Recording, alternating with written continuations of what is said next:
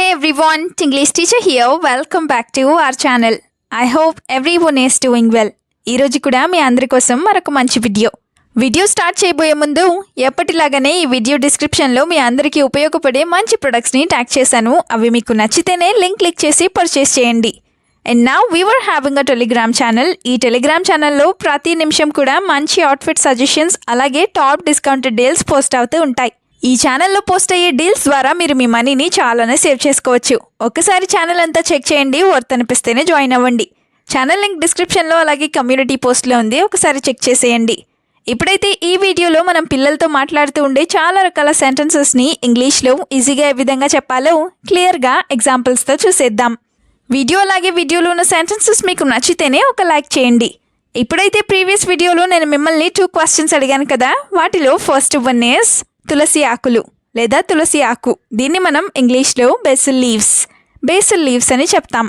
Now the second question is చిన్నపిల్లలా ప్రవర్తించకు. ఈ సెంటెన్స్ని ఇంగ్లీష్లో don't act like a child ఈ విధంగా చెప్తాం. ఇప్పుడైతే ఈ వీడియోలో మీకోసం 2 క్వశ్చన్స్ ఉంటాయి కదా, వాటిలో ఫస్ట్ వన్ ఈస్ తోరణం. పండగలప్పుడు తోరణాలు కడుతూ ఉంటారు కదా, అయితే దీన్ని ఇంగ్లీష్లో ఏ విధంగా చెప్తాం? What do we call this in English? Let me know in the comments.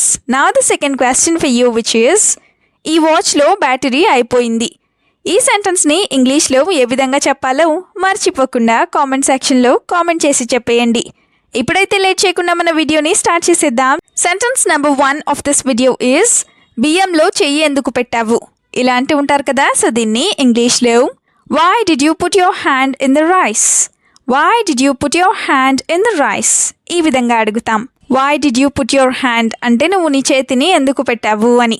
ఇప్పుడైతే 2 ఎగ్జాంపుల్స్లో ఫస్ట్ ఎగ్జాంపుల్ని చూద్దాం. అదేంటంటే I don't understand why you are playing with rice. I don't understand why you are playing with rice అంటే నువ్వు బియ్యంతో ఎందుకు ఆడుతున్నావో నాకు అస్సలు అర్థం కావడం లేదు అని. ఇప్పుడైతే ఇంకొక ఎగ్జాంపుల్ని చూద్దాం. అదేంటంటే When did you start eating rice? When did you start eating rice? అంటే నువ్వు బియ్యం తినడం ఎప్పటి నుండి మొదలు పెట్టావు. ఇదే సెంటెన్స్కి నువ్వు అన్నం తినడం ఎప్పటి నుండి మొదలు పెట్టావు అనే మీనింగ్ కూడా వస్తుంది. సెంటెన్స్ నెంబర్ 2 ఈస్ చాలా ఎండగా ఉంది, బయటకు వెళ్ళకు. ఇది సమ్మర్లో చాలాసార్లు యూస్ చేస్తూ ఉంటారు కదా, సో దీన్ని ఇంగ్లీష్లో It's too sunny so you don't go outside. Or It is too sunny or so sunny so you don't go outside. ఈ విధంగా చెప్తాం. It is too sunny అంటే బయట చాలా వేడిగా ఉంది లేదా చాలా ఎండగా ఉంది అని. ఇప్పుడైతే ఫస్ట్ ఎగ్జాంపుల్ని చూద్దాం. అదేంటంటే Summer has begun so do all your work in the evening. Summer has begun so do all your work in the evening అంటే సమ్మర్ లేదా ఎండాకాలం మొదలైపోయింది కాబట్టి నువ్వు నీ పనులన్నింటినీ ఈవినింగ్ లేదా సాయంత్రం చేసుకో అని. Another example is Why did you turn on the AC again? Why did you turn on the AC again? అంటే నువ్వు మళ్ళీ ఏసీ ఎందుకు ఆన్ చేసావు అని. సెంటెన్స్ నెంబర్ 3 ఈస్ నేను అడిగితే ఎందుకు చెప్పడం లేదు లేదా ఎందుకు చెప్పలేదు. పిల్లలు ఏదైనా చెప్పనప్పుడు ఇలా అంటూ ఉంటారు కదా, సో దీన్ని ఇంగ్లీష్లో Why didn't you tell me when I asked? Why didn't you or why didn't you tell me when I asked? ఈ విధంగా అడుగుతాం. Why didn't you tell me అంటే నువ్వు నాకు ఎందుకు చెప్పలేదు అని. Now the first example is Why are you afraid of me? How do I look to you? Why are you afraid of me? How do I look to you? అంటే నువ్వు నన్ను చూసి ఎందుకు భయపడుతున్నావు, నేను నీకు ఎలా కనిపిస్తాను అని. Another example is You do what you have to do without fear. Why are you afraid of seeing me? You do what you have to do without fear or without any fear. Why are you afraid of seeing me? అంటే నువ్వు చేయాల్సిందంతా కూడా భయం లేకుండా చేస్తావు, మళ్ళీ నన్ను చూసి ఎందుకు భయపడుతున్నావు అని. సెంటెన్స్ నెంబర్ 4 ఈస్ ఆ బట్టలు ఇంకెప్పుడు వాడతావు. ఇలా కూడా అడుగుతూనే ఉంటారు కదా, సో దీన్ని ఇంగ్లీష్లో When will you use those clothes again? When will you use those clothes again? ఈ విధంగా అడుగుతాం. అంటే నువ్వు మళ్ళీ ఎప్పుడు ఆ బట్టల్ని ఉపయోగిస్తావు లేదా వాడతావు అని. Now the first example is If you leave those clothes unused now, you won't be able to use them later. If you leave those clothes unused now, you won't be able to use them later. అంటే నువ్వు ఇప్పుడు గనక ఆ బట్టలని వాడకుండా వదిలేసినట్లయితే తర్వాత నువ్వు వాటిని use చేయలేవు అని. Another example is, you use all your old clothes, or I won't buy you any new clothes at all. You use all your old clothes, or I won't buy you any new clothes at all. అంటే నువ్వు నీ పాత బట్టలన్నింటినీ వాడు, లేకపోతే నేను నీకు అస్సలు కొత్త బట్టలను కొనను అని. సెంటెన్స్ నెంబర్ 5 is, బయటి వాళ్ళు ఏదైనా ఇస్తే వద్దని చెప్పు. ఇది పిల్లలకి చాలాసార్లు చెప్తూ ఉంటారు కదా. సో దీన్ని ఇంగ్లీష్లో, if outsiders offer you something, say no. or if outsiders offer you something, say no to them. ఈ విధంగా చెప్తాం. outsiders offers you something అంటే బయటి వాళ్ళు నీకేదైనా ఇచ్చినప్పుడు లేదా నీకేదైనా ఆఫర్ చేసినప్పుడు అని.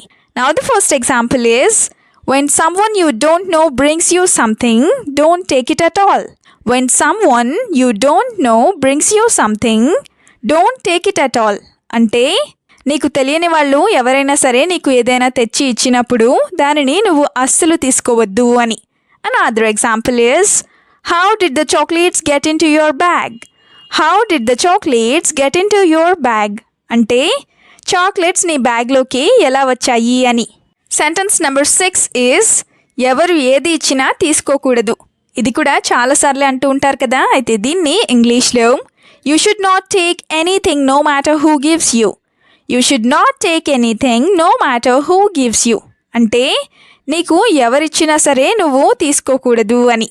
Now the first example is, if uncle gave you money, why did you take it?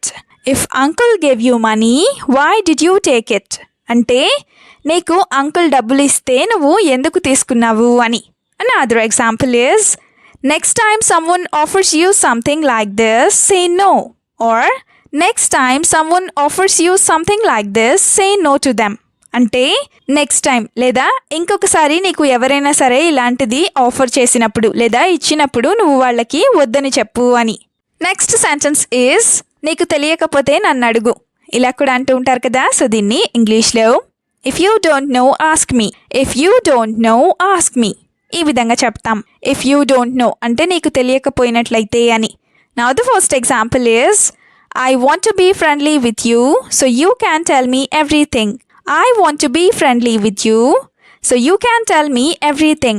అంటే నేను నీతో ఫ్రెండ్లీగా లేదా ఫ్రెండ్గా ఉండాలని అనుకుంటున్నాను, కాబట్టి నువ్వు నాతో అన్నీ చెప్పచ్చు అని.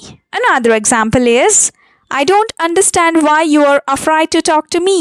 I don't understand why you are afraid to talk to me. అంటే నువ్వు నాతో మాట్లాడటానికి ఎందుకు భయపడుతున్నావో నాకు అస్సలు అర్థం కావడం లేదు అని. Now the last sentence is, iron box మీద చెయ్యి అస్సలు పెట్టొద్దు లేదా ఐరన్ బాక్స్ని అస్సలు టచ్ చేయొద్దు.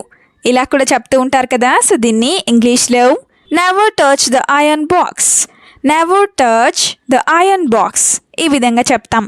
ఇప్పుడైతే 2 ఎగ్జాంపుల్స్ని చూద్దాం. అందులో first one is, the iron box is very hot. You should not come near it at all.